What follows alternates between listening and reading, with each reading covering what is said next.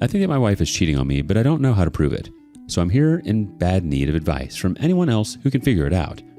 My family members are relatively conservative, and it's not the kind of thing that I'd want to run by them, especially because I know their own advice will be too intense for me to realistically follow.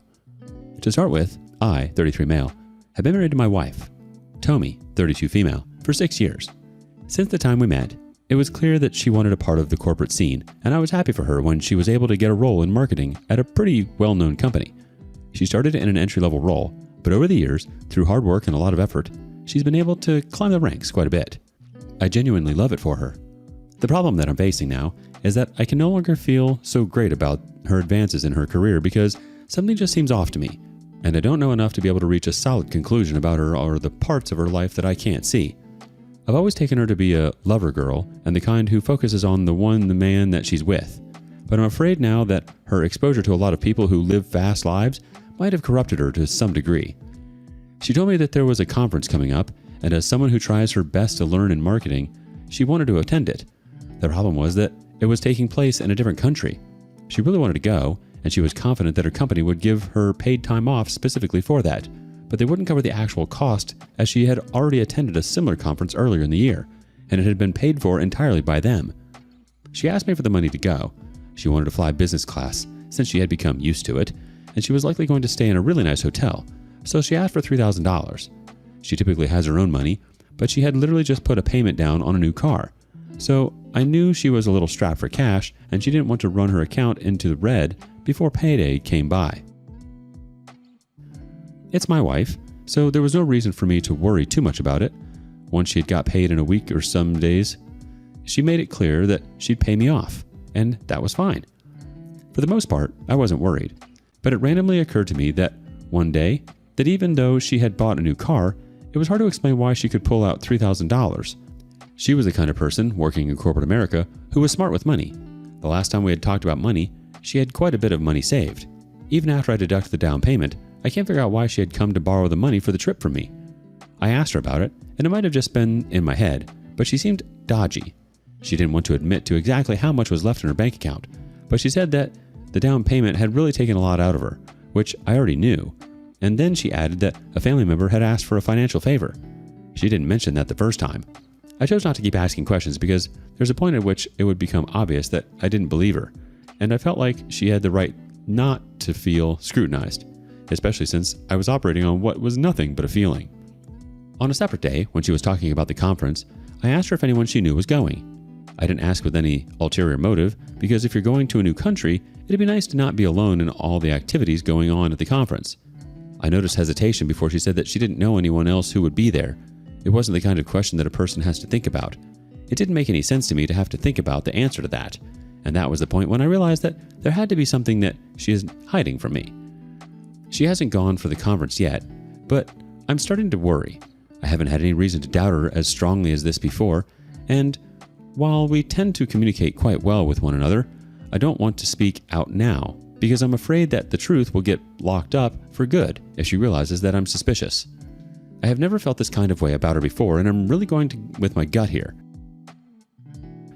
I could be very, very wrong, and if I am, I'll accept that I was just unnecessarily paranoid. But for now, I need advice on the things I can check or the questions that I can ask to get the truth, especially before she actually goes to travel. I think the biggest thing that a married woman would want to hide from her husband is an affair, and I really want to hope that it's not that, as I've never had a reason to suspect that she's cheating on me. Edit. Thank you for all of your comments. One major trend I saw was people saying I should go the classic route and check her phone. I think the reason why that wasn't one of my first options is because it can be hard, and to be honest, I'm very anxious about getting caught while I'm doing it. However, I will try to do that because if the truth of what she needs the money for is anywhere, it will be there. Update 1. I wrote a post some days ago about my wife Tomi, who was going to a marketing conference in another country and borrowed some money from me to get that to happen. The truth didn't add up in terms of her finances, and she seemed to hesitate when I asked her if she'd meet anyone she knew at the conference. And all of that put doubt in my mind. After my previous post, a lot of you suggested that I check her phone, which was something that I considered but didn't want to do. However, at the end of the day, I realized it was the only real way for me to potentially get the truth, so I did that. It took me a while, but by the time I did, it was about 5 days off from the conference she is meant to go for. I had to sneak up beside her side of the bed to grab her phone while she was sleeping. I chose a night when she had a few glasses of wine because I knew that would make her less prone to waking up. I don't know why, but the first place that I chose to go was her emails. As someone who lives a very corporate life, it just felt like she'd try to correspond with her affair partner in her emails if he existed. I didn't see any evidence of him there, but I saw her hotel and flight bookings, as well as her conference registration. At that point, I really wanted to put her phone down because everything seemed to align with what she had told me. But I went straight to her messages too, and that was when I was glad that I hadn't given up the search. There was a conversation with a guy saved as Derek. I went through a lot of that conversation, and I couldn't find anything that was sexual between the two of them, but it was clear that they were talking about the conference that she was going for. And it seemed like he was going too, because she told him the day and time she'd be arriving in that country, as well as the hotel that she was going to be staying at. The conversation didn't have anything about work when I scrolled to the very top, and it was clear that they hadn't even known each other for up to 6 months. He wasn't a coworker, and he wasn't anyone who I knew. It made no sense why he had to know so much about her trip. I instantly suspected that he was going to be at the conference with her. I didn't know who he was, but I knew that there was something wrong, and she wasn't meant to be talking to him, even with how devoid of sexual remarks that the conversation was. I wanted to know if there was anything going on with her before she went on the trip because I wanted to stop it if there was. However, since my last post, I think I've changed my mind on that. What I have doesn't prove anything. It's not worth staying in a relationship if you think that your woman is cheating. I already have trust issues, and I'd rather put my energy into proving them beyond a doubt so that I can end things for good.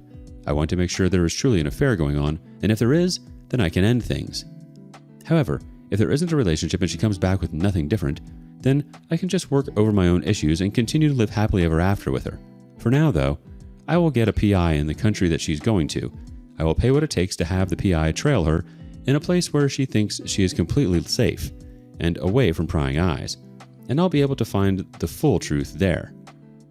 She is literally leaving for the conference in a little over 24 hours, and I have a few PI candidates that I'm planning to hire. I need to get one who is very, very good at his job, figure out payment, and then wait. But that's the approach I'm going for, and I truly think that it is going to work out, whether I find out nothing or exactly what I think that she's up to. You have every right to be suspicious. Borrowing $3,000 for a trip she claimed her savings could cover, dodging simple questions about who she'd see there, and keeping a guy you don't know updated on her travel plans are all red flags. Update 2. You can refer to my last post if you need to catch up on everything that I've been going through in my attempts to catch my wife, who I suspected was cheating on me. She traveled for her conference, and before she even did, I had a PI who I had chosen off of very good reviews.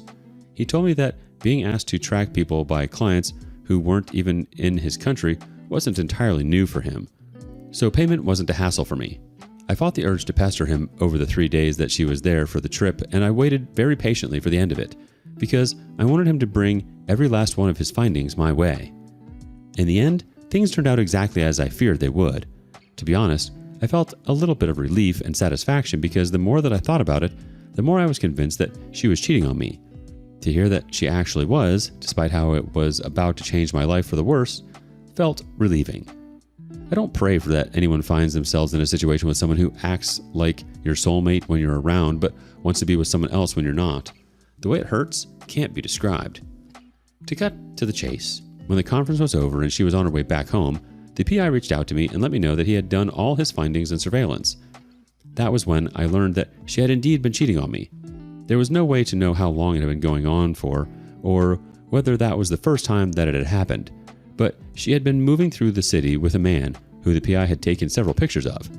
They stayed in the same hotel for the time that she was there, and she had only popped into the conference on one occasion. That made sense, because I had multiple photos she had sent me over the days that she was there, and I assumed she simply walked around the conference and took all of them so that she could post them throughout her stay. They had spent the days going to museums, places to eat, and shopping. He had pictures of all of that, too. He had also found out the guy's name and discovered that he was a married man who lived in that country, also worked in marketing, and had 3 children. That part shouldn't have been a shock to me because if you're a married woman who wants to cheat, it shouldn't be weird to me that you'd have no hesitation to make your affair partner a married man. For some reason, it just made the whole thing worse to me. He let me know that the assessment he could make from the whole thing was that the conference had only been a cover for her to meet up with her affair partner. There didn't seem to be much basis to believe that she'd actually intended to attend the conference and then changed her plans afterward. I have never been that mad in my entire life. I thanked him as quickly as I could because I was getting angrier the longer that I was on the call with him. I didn't think I can explain how it feels to actually confirm that your partner is cheating on you, especially when you uncover all the lies that it took them to get it to happen without your knowledge. When you realize that your wife has no problem lying to you, it becomes impossible to ever trust them again. And that was it for me. It wasn't possible for me to trust her ever again, and even if I was going to be a weak man and choose to take her back, that was enough for me not to. When she got back, she was in a great mood. I asked how the conference went, and she answered as if she had gone.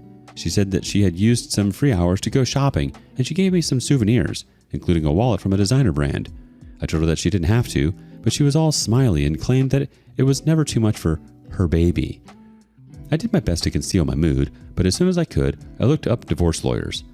Once I found a good one, I sent an email to book an appointment for as soon as possible. I kept up the act as best I could around her until the divorce papers were ready. It was a weekend when I confronted her. I brought up the conference again, which I'm sure took her off guard because we had basically already moved past it at that point. I asked her a lot of questions about how it went, and she had a lot to say to make it seem like she actually attended.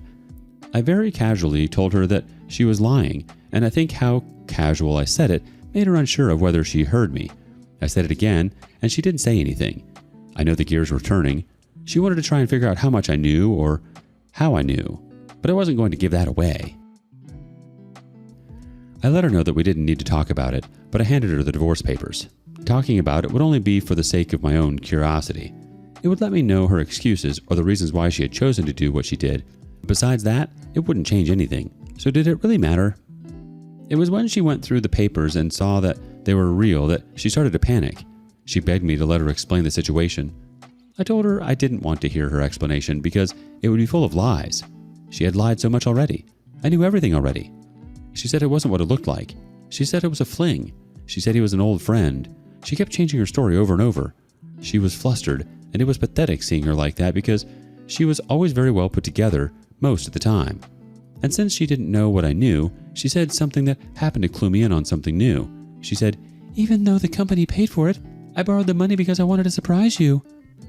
It took me a while to understand what that meant, but I realized that the company had already paid for the conference, just like they did with the last one. She had borrowed $3,000 to fund the luxury shopping that she and her affair partner had done, and it was probably what was left that she used to buy me the wallet. To say that I was furious would be an understatement. I felt like my head was pounding. I was so angry and I wanted to release the anger on her, but I had to call on all of my self-control. Eventually, when I couldn't, I just walked out on her while she was halfway through a sentence. I can't recall what she was saying because I wasn't even paying attention at that point. I walked around the neighborhood and I just kept walking and digesting my thoughts until I felt like I was at a point when I could be in the same place as her. That was over 2 hours later. When I got back, I calmly told her to pack her things and be gone in the morning. I said nothing else to her and locked myself in the guest bedroom. She called me and knocked on the door a few times, but in the morning she was gone, and that was what mattered. We've started a divorce, and I'm going to make sure that I get everything that belongs to me from her. If I can leave her with nothing, I will. Update 3. This will be my final update because I think things have reached a point where I can say that they have naturally concluded. I'm through with my divorce from Tommy, and I was even able to get my own revenge in. I feel like finishing the story here will give me a degree of closure, so I'm looking forward to finishing this. First off, in the actual divorce, things went exactly as you might have expected. She wanted an equitable split of our money, and she wanted the house on top of it. We earned the same for the most part, but she wanted to get alimony too. It was small, but she still wanted it, and that pissed me off. I had my evidence of her cheating and all the lies that she had told to get things to that point. I had evidence of the money she asked me for. I also fought pretty intensely for the house because it was the biggest thing on the table and I refused to let her have it. I made the move for us to buy it, and I considered it to be in an area where we'd make a lot on it in some years. Fortunately, I was able to get the house, though I paid her split based on current market value. We kept our individual cars, there was no alimony, and I also got her to pay me back the fees I spent on the PI as well as the money she had borrowed from me. I got to keep the designer wallet since she had given it to me as a gift. That was fun. After the divorce, The next thing I did was to send all of the evidence I had to the wife of the man she had been cheating on me with. I had his full name and knew what he looked like, so I was able to find his wife without even needing to reach out to the PI again. I sent her a very long message explaining everything. It took her a while to respond, but when she did, she said she wasn't surprised. She said he had been like that before they married, and he claimed he had changed, but she had her suspicions. She thanked me for letting her know, and she said that she was done with him. I don't know whether she'll choose to forgive him like she did previous times, but ultimately, I guess that doesn't matter to me. The final thing I did was to report her to her workplace. Not only was she on company time having an affair, but she had basically wasted the company's money by having them pay for her to attend the conference and spending no more than 40 minutes there, according to the timestamps on the pictures. I was told that the situation was going to be investigated, and weeks later, she was let go from the role. She was good at her job, but she wasn't irreplaceable. When she called me, asking me whether I had something to do with her getting fired, I told her I didn't. Did she think that the company had no way to know if her only representative didn't show up at the conference they were meant to attend? She said she was convinced it was me, and I told her that even if it was, there was nothing she could do about it. She deserved more pain than losing her job. She basically stole from her company, so her references will be crap, and that puts a smile on my face. I'm glad to be done with her and done with this part of my life. I'll have to do my best to heal from this fully, but I'm already on the path to that, and for that much, I am grateful. Turning a professional conference into a personal shopping spree with her affair partner, lying through every question, and then having the nerve to give you a designer wallet as a sweet gesture? Oof, what a kick in the pants. The best part, though, is she completely torched her credibility. I mean, anyone who saw the truth now knows she's someone you literally cannot trust. Her reputation is in shreds, her career took a hit, and the illusion that she was ever even remotely decent? Gone. Poof. Gotta love it. Share your thoughts with us in the comments below. And thank you for joining us today on Our Space. Be sure to like and subscribe and hit that notification bell so you don't miss out on our next video. Until next time.